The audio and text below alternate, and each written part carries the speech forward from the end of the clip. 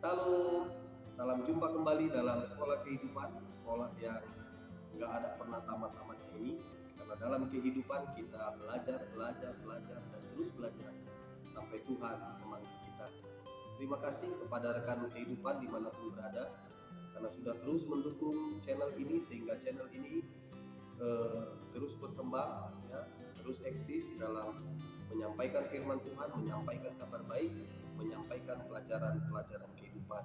Terima kasih buat semua rekan kehidupan yang terus mendukung dengan cara like, komen, subscribe, share, bahkan menonton video ini sampai dengan selesai.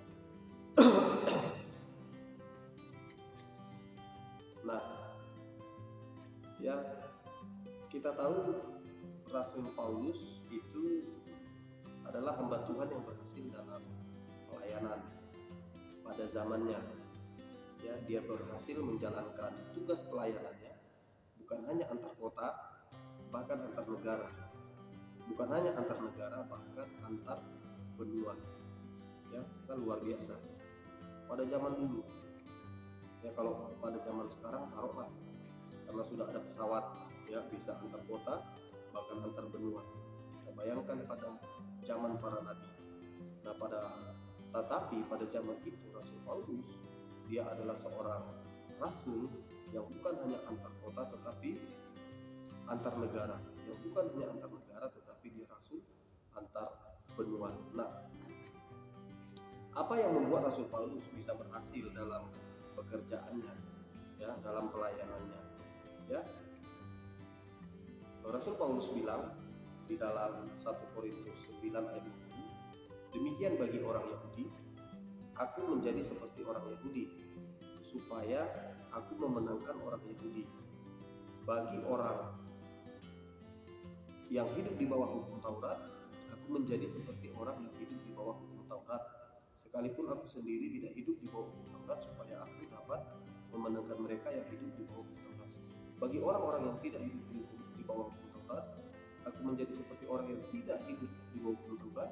Sekalipun aku tidak hidup di luar hukum, sekalipun aku tidak hidup di bawah hukum Taurat, sekalipun aku tidak hidup di luar hukum Allah, karena aku hidup di bawah hukum Kristus, supaya aku dapat memenangkan mereka yang tidak hidup di bawah hukum Taurat.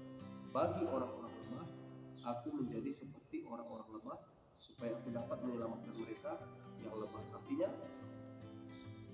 ada pernah pepatah kita dengar, kalau di kandang kambing kita mengembek, kalau di kandang kerbau atau sapi kita mengaum gitu ya. Nah, artinya apa? Pelajaran kehidupan yang kita ambil pada hari ini, kesuksesan keberhasilan Rasul Paulus itu karena dia pribadi yang tahu menempatkan diri. Ya, dia pribadi yang pandai menempatkan diri. Dia bilang, kalau aku ada di tengah-tengah orang Yahudi, aku berperilaku seperti orang-orang Yahudi. Ya, kalau aku berada di tengah-tengah orang yang lemah, aku berperilaku dan bersikap seperti orang-orang lemah. Ya, artinya apa? Bukan dia mau ikut-ikutan, bukan dia terpengaruh, bukan. Tetapi artinya begitulah cara dia membawa diri, ya, menempatkan diri. Sehingga apa? Sehingga dia bisa diterima semua orang, sehingga dia bisa diterima semua kalangan. Ya, inilah yang menjadi salah satu modal atau strategi Rasul Paulus sehingga dia berhasil di dalam pekerjaannya, yaitu memberitakan kabar baik. Ya, jadi bagi kita semua para pejuang kehidupan, pelajaran kali ini kita harus pandai-pandai membawa diri. Kita harus pandai-pandai menempatkan diri. Ya, supaya apa? Supaya kita berhasil dalam setiap pekerjaan kita. Orang yang pandai menempatkan diri, orang yang pandai membawa diri, itulah orang yang akan berhasil.